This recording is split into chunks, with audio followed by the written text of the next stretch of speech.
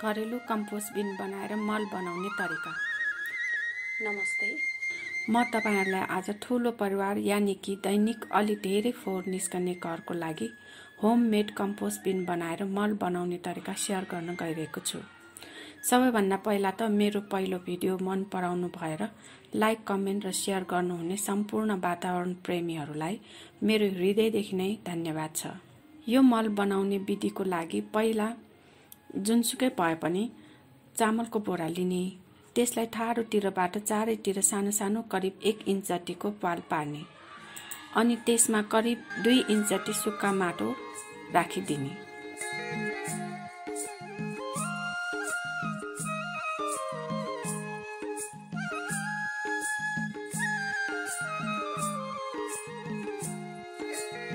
दैनिक निस्कने भान्साको फोहोरलाई सानो सानो टुक्रा गरी राखिदिने। कुनै पनि वस्तुलाई माटोमा परिणत हुन माटो नै चाहिने भएको हुनाले हामीले यसमा 2 देखि 3 दिनको फरकमा सुक्खा माटो अलिअलि गरी राखिदिने। यस बिनमा हामीले पाल पारेको हुनाले हामीले सुक्खा फोहोर बढी राखेको बेला पानी पनि छर्कनु पर्ने हुन्छ।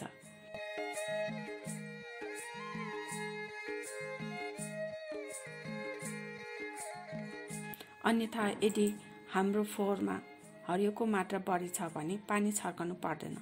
यसरी दिनौं फोहोर राख्दै जाने करिब 3 हप्ता पछि यदि हामीले त्यस फोहोरको बीचमा पारेर 2 वटा औंला डुबाएर हेर्दा त्यसमा टाटोपन आएको छ भने मल हुने प्रक्रिया ठीक छ भनेर बुझ्ने र एवं तरिकाबाट नै फोहोरलाई सानो सानो टुक्रा पार्दै राख्ने र समय समयमा आवश्यकता अनुसार सुक्खा माटो र पानी छर्दै जाने।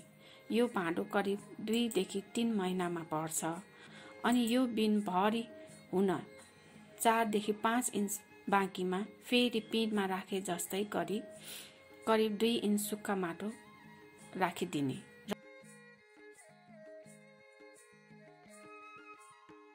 बोरालाई सिलाइदिने अनि त्यो बोरालाई उल्टाउने यानि कि मुखलाई तल फर्काएर तलको सिलाइको भाग खोल्ने। यसो गर्दा तलको करिब आधा जति फोहोर मल अथवा माटोमा परिणत भइसकेको हुन्छ। त्यसलाई झिक्ने र 2 दिन जति छायामा सुकाउने र छान्ने। कुनै कुनै गल्न बाँकी फोहोरको टुक्रालाई फेरि त्यही बिनमा राखिदिने र अर्को फोहोर पहिला झैं राख्दै जाने। एवं तरिकाबाट बोरा भरि भएपछि मुख सिलाइदिने र फेरि त्यसलाई तलको माथि गरी पल्टाउने र आधा जति मल झिक्ने र फेरि फोहोर राख्ने गरेमा यो होममेड कम्पोस्ट बिन कहिले पनि भर्दैन र यो बोरा नच्यातिएसम्म यसलाई प्रयोग गर्न सकिन्छ। यसमा बिर्सेर पनि बासी खानेकुरा, मासु र अन्य किरा पर्ने पिठोको ढुलो, मास पिँधेर बाँकी रहेको छोक्रा जस्ता चीजहरू राख्नु हुँदैन।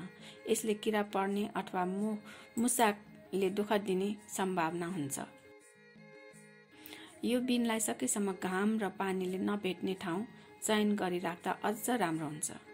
यहाँहरूलाई यो मल बनाउने तरिका उचित लागेमा आफैले पनि अनुभव गर्नुहोला। हस्, धन्यवाद।